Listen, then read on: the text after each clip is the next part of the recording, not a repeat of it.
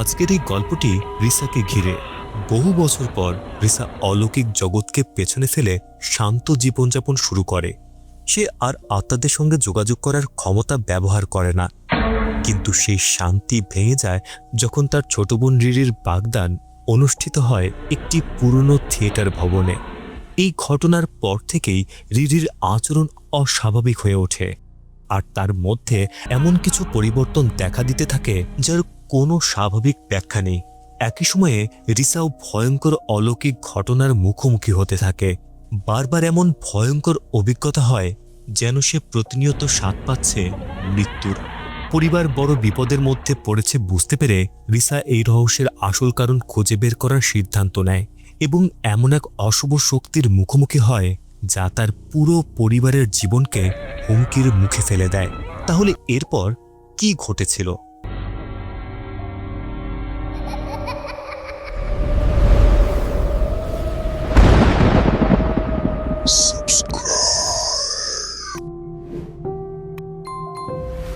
গল্পের শুরুতে দেখা যায় রিসা একা বসে পিয়ানো বাজাচ্ছে।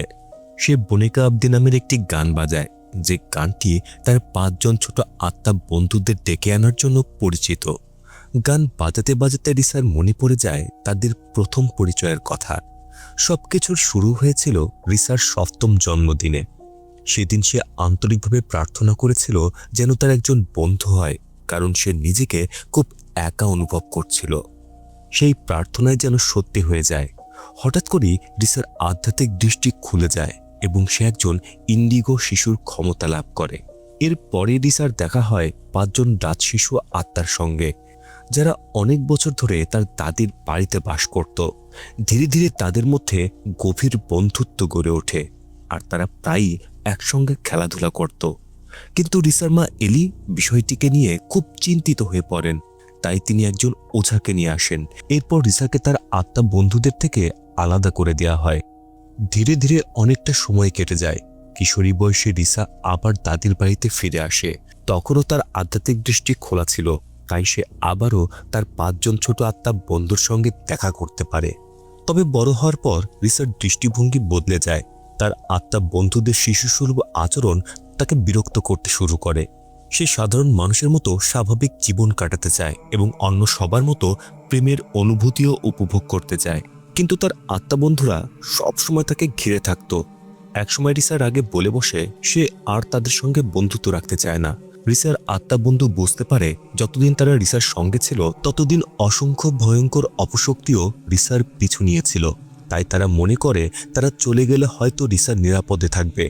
অবশেষে পিটার এবং তার বাকি 4 বন্ধু সিদ্ধান্ত নেয় তারা চিরতরে রিসার জীবন থেকে চলে যাবে এবং আর কখনো তার সামনে আসবে না। কিন্তু এখন রিসা সেই সিদ্ধান্তের জন্য গভীর অনুতপ্ত। সে তার বন্ধুদের খুব মিস করে, তাই প্রতিদিন পিয়ানো বাজিয়ে তাদের ফিরিয়ে আনার চেষ্টা করে।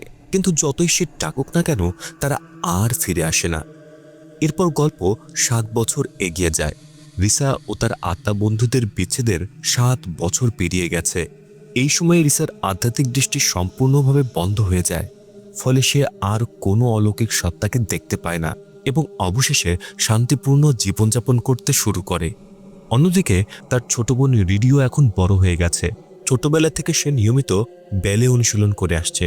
সেই অনুশীলনের স্থান হলো বান্তুং শহরের একটি বহু পুরনো থিয়েটার ভবনে। কিন্তু সেদিন সেখানে কিছু একটা অস্বাভাবিক ঘটনা ঘটেছিল। রিডির বাকি সহপাঠীরা হঠাৎ করে তার থেকে ভিন্ন ভিন্ন নৃত্যভঙ্গি করতে শুরু করে। এরপর অদ্ভুতভাবে রিডির শরীর শূন্যে ভেসে ওঠে এবং তাকে তাদের মাঝখানে এনে রাখা হয়। মুহূর্তের মধ্যে সবাই একে একে মাটিতে লুটিয়ে পড়ে, আর চতুর্দিকে নেমে আসে এক ভয়ঙ্কর অন্ধকার। এই ঘটনার পর রিডি আতঙ্কিত হয়ে পড়ে। ঠিক তখনই মঞ্চে এসে হাজির হয় রিসা। আসলে সবাই মিলে রিডির জন্য একটি সারপ্রাইজের আয়োজন করেছিল, কারণ সেদিন ছিল তার জন্মদিন।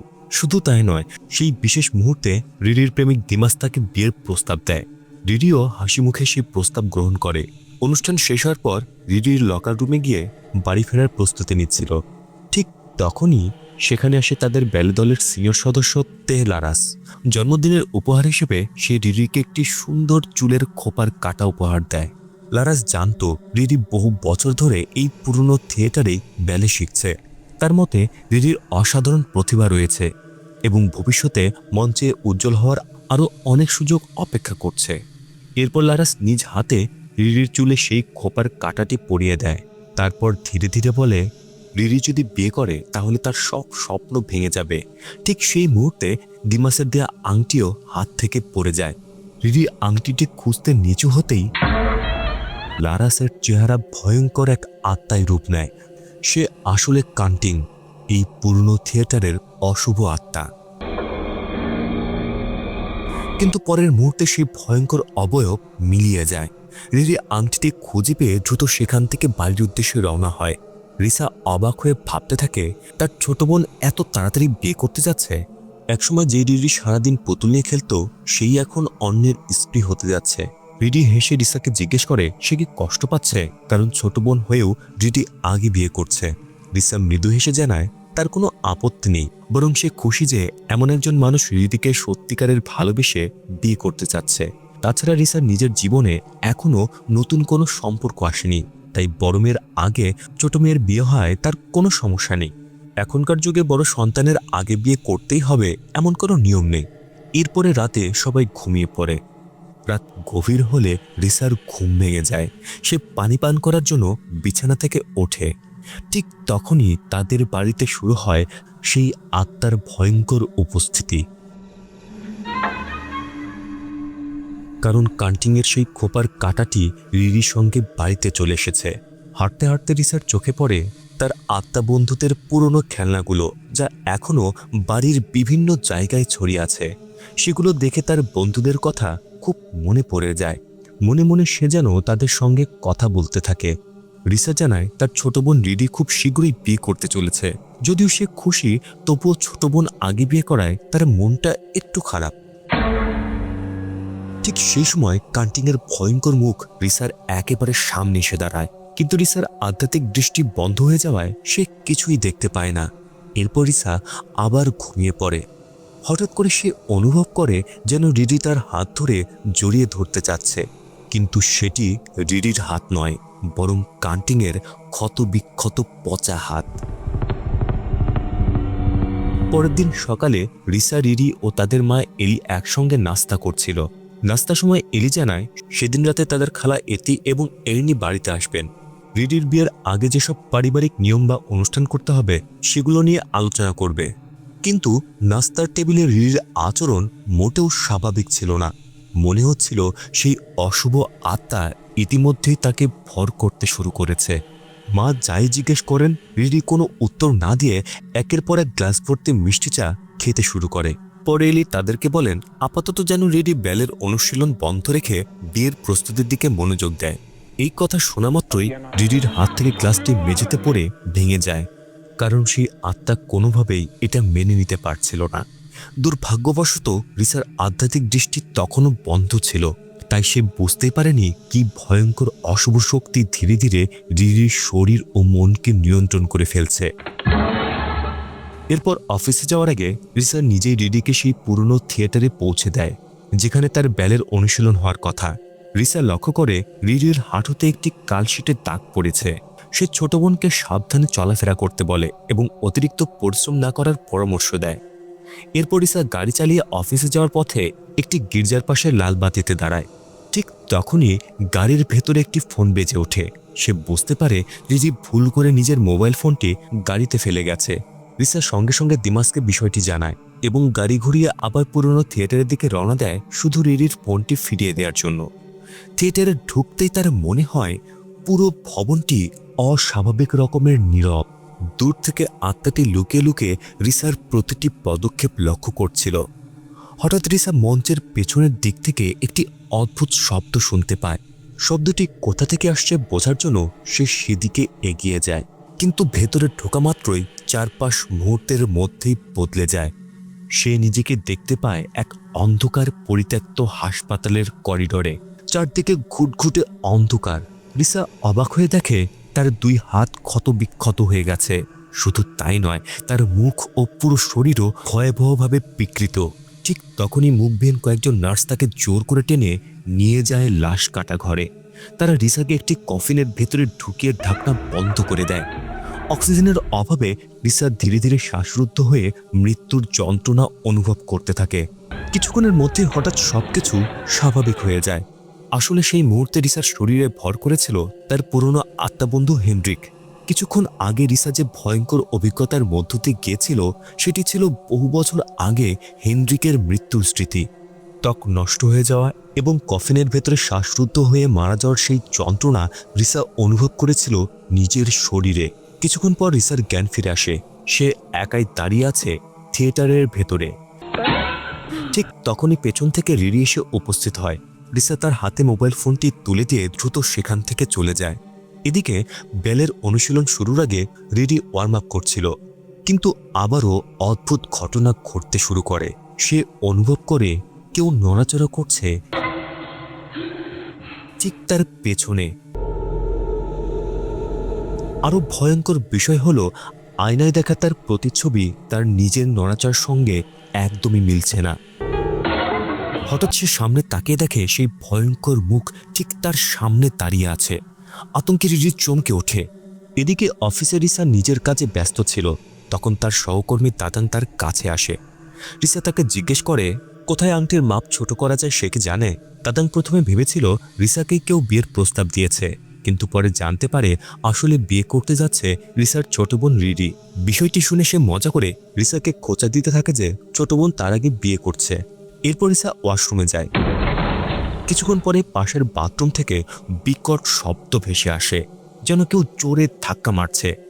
তারপর তার মনে হয় টয়লেটের ওপর ফাঁকা দিয়ে একটি ছোট্ট শিশু তাকে উকি দিয়ে দেখছে। রিসার দরজা খুলতেই চারপাশ আবার বদলে যায়। সে নিজেকে একটি ডাচ পরিবারের পুরনো বাড়িতে দেখতে পায়। ঠিক তখনই একটি ছোট ছেলে সে তার কাঁধে হাত রাখে। ছেলেটি আর কেউ নয়, হেনরিক। রিসা তাকে ধরতে দৌড়ে যায়, কিন্তু হঠাৎ পিছলে পড়ে মাথায় মারাত্মক আঘাত পেয়ে রক্তাক্ত হয়ে যায়। এরপর পানির প্রতিফলনে সে দেখতে পায় এই ঘটনাটি আসলে বহু বছর আগে হ্যান্সের সঙ্গে ঘটেছিল। কিছুক্ষণ পর আবার রিসার জ্ঞান ফিরে আসে। রিসা দেখে সে পড়ে আছে বাথরুমের মেঝেতে। রিসার এখন বিশ্বাস সে একটু আগে হ্যান্স এবং হেনরিকে দেখেছে। সে তাদের খুঁজতে শুরু করে, কিন্তু কাউকেই খুঁজে পায় না। আসলে সেই সময় রিসার 5 জন আত্মাবন্ধু তার আশেপাশেই ছিল, কিন্তু রিসার আধ্যাত্মিক দৃষ্টি এখনো বন্ধ থাকায় সে তাদের দেখতে পারছিল না। তাই তারা একে একে রিসার শরীরে ভর করে নিজেদের মৃত্যুর স্মৃতিগুলো তাকে অনুভব করাচ্ছিল। তাদের আশা ছিল এভাবেই হয়তো রিসার আধ্যাত্মিক দৃষ্টি আবার খুলে যাবে এবং সে তাদের দেখতে পারবে। এদিকে রিরির ব্যালের অনুশীলন শেষ হয়েছে। সে ছিল থিয়েটারের ভেতরের শেষ মানুষ। ঠিক তখনই সেই ভয়ঙ্কর আত্মা আবার তাকে ঘিরে ধরে।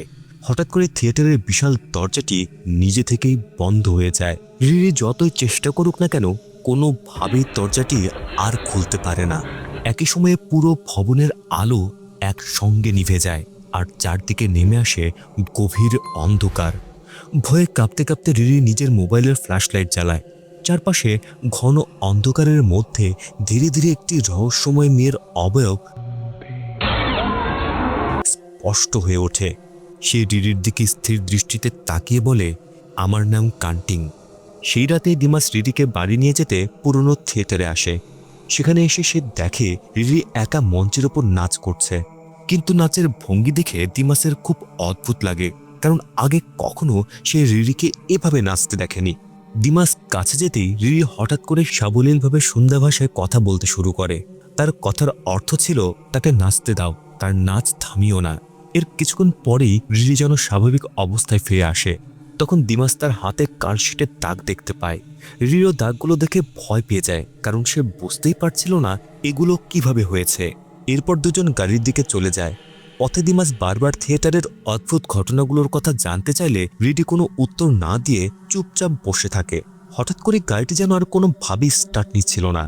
ঠিক সেই সময় রিরি রহস্যজনকভাবে উধাও হয়ে যায়।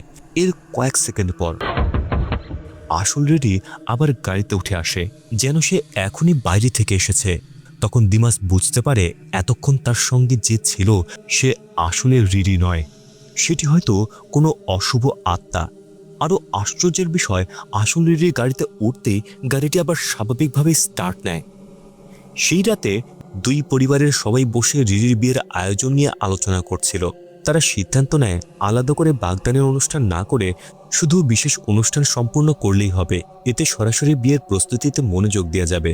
কিন্তু পুরো আলোচনা জুড়ে রিরি অস্বাভাবিকভাবে চুপ ছিল। বিয়ের প্রসঙ্গে তার কোনো আগ্রহই দেখা যাচ্ছিল না। হঠাৎ সে সবাইকে অবাক করে দিয়ে জানায় সে আর বিয়ে করতে চায় না। তার এই কথা শুনে সবাই অবাক হয়ে যায়। পরিবারের লোকজন তাকে বোঝাতে থাকে এমন কথা বলা অশুভ লক্ষণ। পরে মা এলি বিষয়টিকে মজা বলে উড়িয়ে দিয়ে অন্য প্রসঙ্গ শুরু করেন। পরিবারের সবাই যখন গল্পে ব্যস্ত, তখন রিসা হঠাৎ করে একটি অদ্ভুত শব্দ শুনতে পায়। পরের মুহূর্তেই পুরো বাড়ির আলো নিভে যায়, আর উপস্থিত সবাই যেন জীবন্ত লাশের মতো চুপচাপ দাঁড়িয়ে থাকে। আসলে সেই মুহূর্তে রিসার শরীরে ভর করেছিল তার আত্মাবন্ধু উইলিয়াম। রিসা শুনতে পায় একটি পুরনো রেডিও নিজে থেকেই চালু হয়েছে। সেখানে সংবাদ প্রচার করা হচ্ছে 1942 সালের 7 মার্চ জাপানি সেনাবাহিনী লেমবাং অঞ্চলে প্রবেশ করেছে এবং ডাচদের অবস্থান মারাত্মকভাবে হুমকির মুখে পড়েছে। এরপর একদল জাপানি সৈন্য উইলিয়ামের বাড়িতে ঢুকে পড়ে। কোনো কথা না বলেই তারা ধারালো তরোয়াল দিয়ে উইলিয়ামের মাথার দেহ থেকে বিচ্ছিন্ন করে ফেলে। তার কাটা মাথা গড়িয়ে মেঝেতে পড়ে যায়। ভয়ঙ্কর সেই মৃত্যু যন্ত্রণা অনুভব করার পরও রিসা কোনোভাবে নিজেকে সামলে বাস্তবে ফিরে আসে। বাস্তবে ফিরে সে দেখে রিরি আবারও ঘোষণা করছে সে বিয়ে করবে না। এই বলে সে নিজের আঙুল থেকে বাগদানের আংটিটি খুলে ফেলে এবং নিজের ঘরে চলে যেতে চায়। কিন্তু ঘরে ঢোকার আগে রিরি রিসার কানে ফিসফিস করে বলে ওই ছোট বাচ্চাগুলোর মৃত্যু খুবই কষ্টের ছিল। এই কথা শুনে রিসা স্তব্ধ হয়ে যায়, কারণ তার 5 জন আত্মা বন্ধুর মৃত্যুর ঘটনা কোনোভাবেই রিরির জানার কথা নয়। এখন রিসার মনে আরও বড় প্রশ্ন জাগে, হঠাৎ করে রিরি কেন বিয়ে করতে অস্বীকার করছে, আর কিভাবে সে তার আত্মা বন্ধুদের মৃত্যুর কথা জানল। ঠিক তখনই রিরির ঘরের দরজা নিজে থেকেই খুলে যায়। রিসা ভেতরে তাকিয়ে দেখে রিরি চুপচাপ বসে আছে। হঠাৎ করে সে অদ্ভুত ভাষায় কথা বলতে শুরু করে। কথার অর্থ ছিল তোমার আত্মা বন্ধুদের বলে দাও তারা যেন কোনোভাবেই আমার কাজে বাধা না দেয়। এর কিছুক্ষণ পরেই দিমাস রিরার সঙ্গে দেখা করতে আসে। সে রিরির খুলে ফেলা বাগদানের আংটিটি রিসার হাতে তুলে দেয়। দিমাসের মনে সন্দেহ জাগে, হয়তো বড় বোনের আগে ছোট বোনের বিয়ে ঠিক করায় কোনো বিশেষ নিয়ম হয়তো ভঙ্গ হয়েছে বলেই এসব ঘটনা ঘটছে। কিন্তু রিসা জানায় সে মন থেকেই রিরির বিয়ে মেনে নিয়েছে, তাই তার বিশ্বাস এর পেছনে অন্য কোনো কারণ রয়েছে। তবে সে নিশ্চিত রিরির মধ্যে কিছু একটা ভয়ঙ্কর পরিবর্তন ঘটেছে। তাই সে সিদ্ধান্ত নেয় বিষয়টির আসল রহস্য যেভাবেই হোক খুঁজে বের করবে। এরপর রিসা নিজের পিয়ানোর সামনে গিয়ে বসে এবং সেই বিশেষ গানটি গাইতে শুরু করে। সে তার আত্মবন্ধু পিটার, উইলিয়াম, হ্যান্স, হেনরি এবং ইয়ানসেনকে আবারও ডাকার চেষ্টা করে, কিন্তু কোনো সাড়া না পেয়ে রিসা আবারও বিভ্রান্ত হয়ে পড়ে। সে গভীর চিন্তায় পড়ে যায়। গত কয়েকদিন ধরে একের পর এক অদ্ভুত ঘটনা ঘটেই চলেছে। তবে কি এগুলো ইঙ্গিত দিচ্ছে যে তার ছোট বোন রিরি কোনো ভয়ঙ্কর বিপদের মুখে পড়েছে?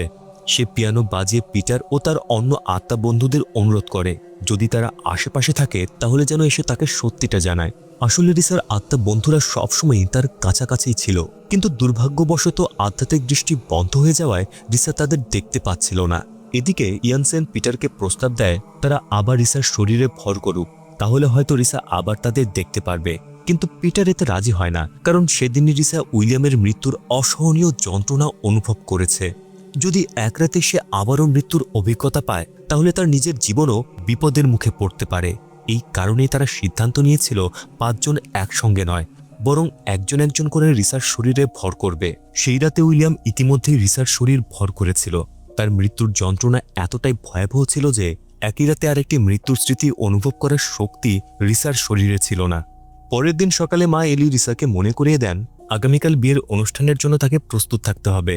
এরপর সে মাকে বলে যদিও তার আধ্যাত্মিক দৃষ্টি এখন বন্ধ, তবুও সে অনুভব করতে পারছে যে তার আত্মা বন্ধুরা কোনো গুরুত্বপূর্ণ বার্তা তাকে জানাতে চাচ্ছে, আর এর সঙ্গে রিরির অবশ্যই কোনো সম্পর্ক রয়েছে।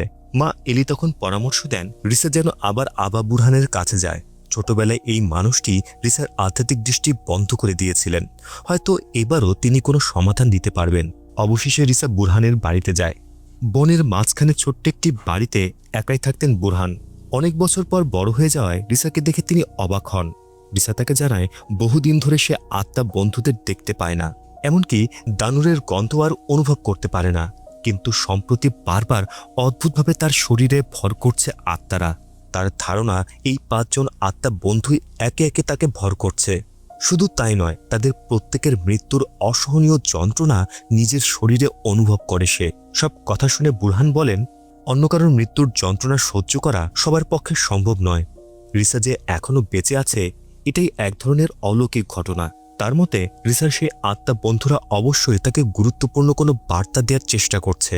তবে কবে আবার রিসার আধ্যাত্মিক দৃষ্টি খুলবে তা তিনি বলতে পারেন না, কারণ অলৌকিক জগতের সব নিয়ম মানুষের জানা নেই। কোনো উত্তর না পেয়ে রিসা বাড়ির উদ্দেশ্যে রওনা দেয়। হঠাৎ করে রাস্তার মাঝখানে জাপানি সৈন্যদের দেখতে পায় সে। আতঙ্কে সে গাড়ির স্টিয়ারিং ঘুরিয়ে দেয়। ঠিক সেই মুহূর্তে তার শরীরে ভর করেছিল ইয়ানসিনের আত্মা।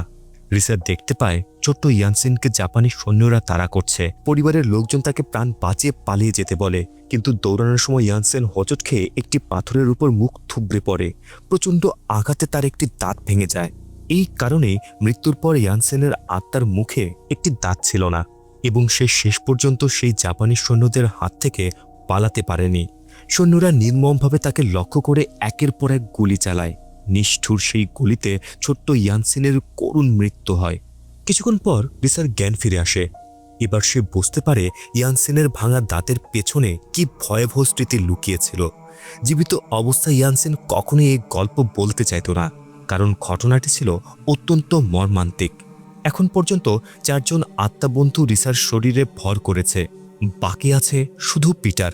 রিসার বিশ্বাস পিটারও যদি নিজের মৃত্যুর স্মৃতি তাকে দেখায় তাহলে হয়তো তার আধ্যাত্মিক দৃষ্টি আবারও ফিরে আসবে এবং সে তার বন্ধুদের দেখতে পারবে। কিন্তু বাড়িতে পৌঁছানোর পর অদ্ভুত এক দৃশ্য দেখা যায়। পিটার ও তার বাকি 4 বন্ধু সিঁড়ির নিচে লুকিয়ে আছে।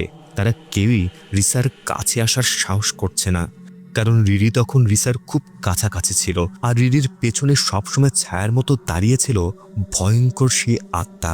সেই বিকৃত চেহারার অশুভ আত্মাকে দেখে রিসার আত্মা বন্ধুরা আতঙ্কে তার কাছ থেকে দূরে সরে থাকে।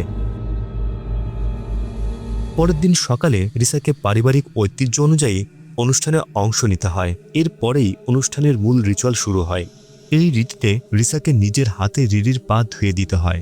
এর মাধ্যমে ছোট বোনকে জীবনের নতুন অধ্যায় অর্থাৎ বিবাহিত জীবনে স্বাগত জানানো হয়। একই সঙ্গে এটি প্রতীকীভাবে বোঝায় যে বড় বোন হিসেবে রিসা মন থেকে মেনে নিয়েছে রিরির বিয়ে তার আগেই হচ্ছে। কিন্তু সেই সময় রিরির শরীর পুরোপুরি সেই আত্মার দখলে ছিল। সে রিসার দিকে তাকিয়ে ভয়ঙ্কর কণ্ঠে বলে, বিয়ে যদি দুঃখের দরজা হয় তবে বিয়েই হলো সব যন্ত্রণার শুরু। এই কথা বলেই রিরি হঠাৎ রিসার মাথা শক্ত করে চেপে ধরে এবং জোর করে পানি ভর্তি বড় পাত্রের মধ্যে ডুবিয়ে দেয়।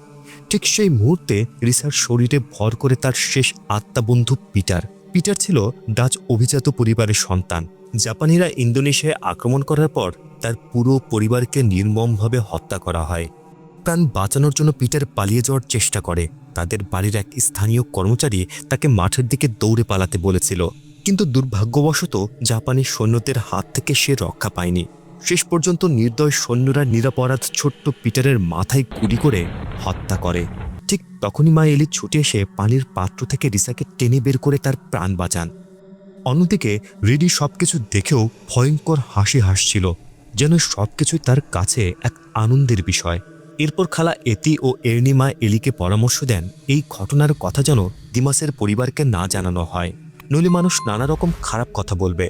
তাদের মনে সন্দেহ জাগে, বড় বোনের আগে ছোট বোনের বিয়ে দেওয়া কি সত্যি অশুভ, আর এই কারণে কি এত সব অদ্ভুত ঘটনা ঘটছে। এদিকে রিসা তখনও অচেতন ছিল। সে শুনতে পায় তার 5 জন আত্মাবন্ধু তাকে বারবার ডাকছে। অবশেষে রিসার জ্ঞান ফিরে আসে। সে দেখতে পায় তার বন্ধুর আত্মার সামনে দৌড়ে যাচ্ছে। রিসাও তাদের পেছনে ছুটতে শুরু করে, কিন্তু আসলে সেখানে ছুটে যাচ্ছিল রিসার আত্মা। তার আসল শরীর তখনও বিছানায় অচেতন অবস্থায় পড়েছিল। রিসা বন্ধুদের অনুসরণ করতে করতে হঠাৎ করে তাদের হারিয়ে ফেলে। এরপর চারপাশ লাল আগুনের আলোয় ভরে যায়। দূর থেকে ভেসে আসে জাপানি সৈন্যদের ভারী বুলেটের শব্দ। ঠিক তখনই রিসা একে একে তার 5 জন আত্মা বন্ধুর মৃত্যুর সমস্ত যন্ত্রণা নিজের শরীরে একসঙ্গে অনুভব করতে শুরু করে। প্রথমে তার মনে হয় ভয়াবহভাবে তার চামড়া পুড়ে ও ক্ষত বিক্ষত হয়ে যাচ্ছে। তারপর মাথায় মারাত্মক আঘাত লেগে রক্ত ঝরতে শুরু করে। এরপর অনুভব করে যেন কেউ তার গলা কেটে ফেলছে। তারপর একের পর এক গুলি তার শরীরে বিদ্ধ হতে থাকে, আর সবশেষে একটি গুলি সোজা তার মাথায় এসে লাগে। এভাবেই রিসার 5 জন আত্মাবন্ধুর নিজের মৃত্যুর ভয়ঙ্কর স্মৃতিগুলো তাকে সম্পূর্ণভাবে অনুভব করায়। এত ভয়াবহ যন্ত্রণা সহ্য করা সবার পক্ষে সম্ভব নয়, কিন্তু রিসা সবকিছু সহ্য করে শেষ পর্যন্ত বেঁচে থাকে। আর সেই কারণে তার আধ্যাত্মিক দৃষ্টি আবার সম্পূর্ণভাবে ফিরে আসে। দীর্ঘ 7 বছর পর রিসা আবার নিজের 5 জন প্রিয় আত্মা বন্ধুদের দেখতে পায়। বন্ধুদের ফিরে পেয়ে তার আনন্দের সীমা থাকে না। তার কাছে সবকিছু যেন স্বপ্নের মতো মনে হচ্ছিল। এই সময় তারা জানায় তারা কখনোই রিসাকে ছেড়ে যায়নি, সবসময় তার আশেপাশে ছিল। এই সময় তারা রিসাকে সতর্ক করে দেয়।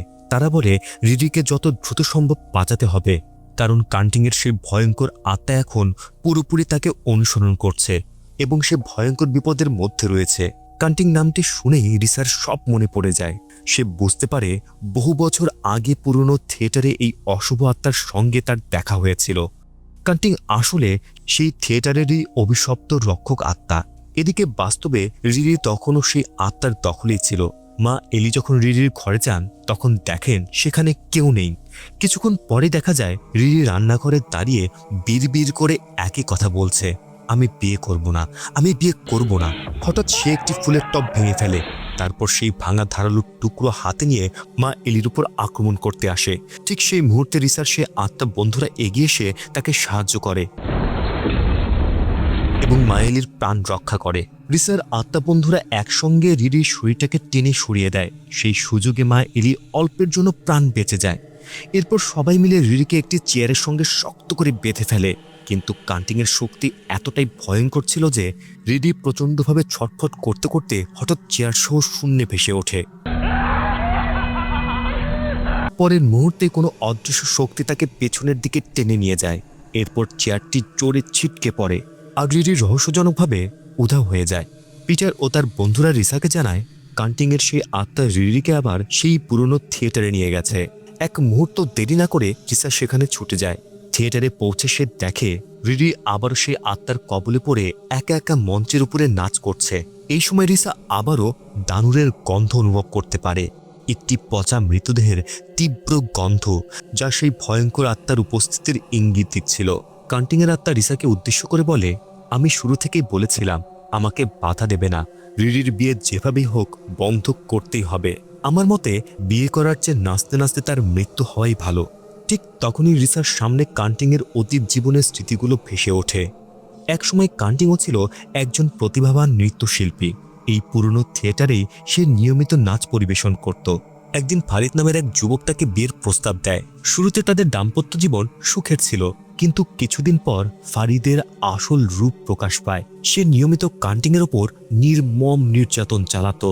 রিসা যেন নিজের শরীরেই সেই নির্যাতনের যন্ত্রণা অনুভব করতে থাকে। তার মুখে একের পর এক আঘাতের চিহ্ন ফুটে ওঠে, যেন সবকিছুই তার সঙ্গেই ঘটছে। এর থেকেও ভয়ঙ্কর বিষয় ছিল তখন কান্টিং অন্তঃসত্ত্বা ছিল, কিন্তু তবুও ফারিদ তার ওপর অত্যাচার বন্ধ করেনি। একসময় সে কান্টিংয়ের গর্ভে লাথি মেরে তাকে অসহায় অবস্থায় ফেলে বাড়ি থেকে বেরিয়ে যায়। প্রচণ্ড যন্ত্রণায় একা বাড়িতে কান্টিংয়ের প্রসব বেদনা শুরু হয়, কিন্তু অতিরিক্ত রক্তক্ষরণের কারণে সন্তান জন্ম দিতে গিয়ে তার মৃত্যু হয়। রিসা সেই অসহনীয় যন্ত্রণাও নিজের শরীরে অনুভব করে, তবুও সে মানসিকভাবে ভেঙে না পড়ে সবকিছু সহ্য করে। এরপরেও সে যেন সেই অলৌকিক জগতে আটকে ছিল। সেখান থেকে দৌড়ে আবার পুরনো থিয়েটারে ফিরে আসতেই তার 5 জন আত্মা বন্ধু তাকে একটি গুরুত্বপূর্ণ কথা জানায়। তারা বলে রিরির চুলে গুজে থাকা কান্টিংয়ের খোপার কাঁটাটি খুলে ফেলতে হবে, কারণ এই অভিশপ্ত বস্তুটি এতদিন ধরে রিরিকে নিয়ন্ত্রণ করছে। এক মুহূর্ত দেরি না করে রিসা কাঁটাটি খুলে ফেলার চেষ্টা করে, কিন্তু কান্টিংয়ের আত্মার সঙ্গে সঙ্গেই রিরির শরীর শূন্যে তুলে দেয় এবং চিৎকার করে বলতে থাকে বিয়ে করার চেয়ে রিরির মরে যাওয়াই ভালো। ঠিক তখনই রিসার আত্মা বন্ধুরা একসঙ্গে এগিয়ে আসে। তারা সবাই মিলে কান্টিংকে আটকে ফেলে, ফলে সে কিছুক্ষণের জন্য একটুকু নড়াচড়া করতে পারে না। সেই সুযোগে রিসা ঝাঁপিয়ে পড়ে। প্রচণ্ড রাগে সে কান্টিংয়ের সেই খোপার কাঁটাটি তার মাথার ভেতর গভীরভাবে বসিয়ে দেয়। পরের মুহূর্তে কান্টিং যন্ত্রণায় চিৎকার করতে করতে সম্পূর্ণভাবে ধ্বংস হয়ে যায়। সবকিছু শেষ হওয়ার পর রিসা নিজের আত্মা বন্ধুদেরকে আন্তরিকভাবে ধন্যবাদ জানায়, কারণ তাদের সাহায্য ছাড়া সে কখনো নিজের ছোট বোনের জীবন বাঁচাতে পারত না। রিডিও কৃতজ্ঞতায় তাদের ধন্যবাদ জানায়, কারণ তারাই তো তার জীবন রক্ষা করেছে।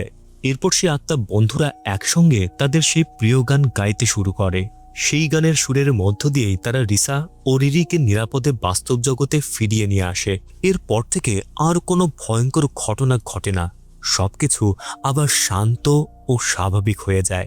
অবশেষে রিরি তার প্রিয় মানুষ দিমাসকে বিয়ে করে। অনেক আনন্দ আর উৎসবের মধ্য দিয়ে তাদের বিয়ে সম্পন্ন হয়। রিসাও তার আত্মা বন্ধুদের সঙ্গে খেলাধুলা করে সময় কাটায়।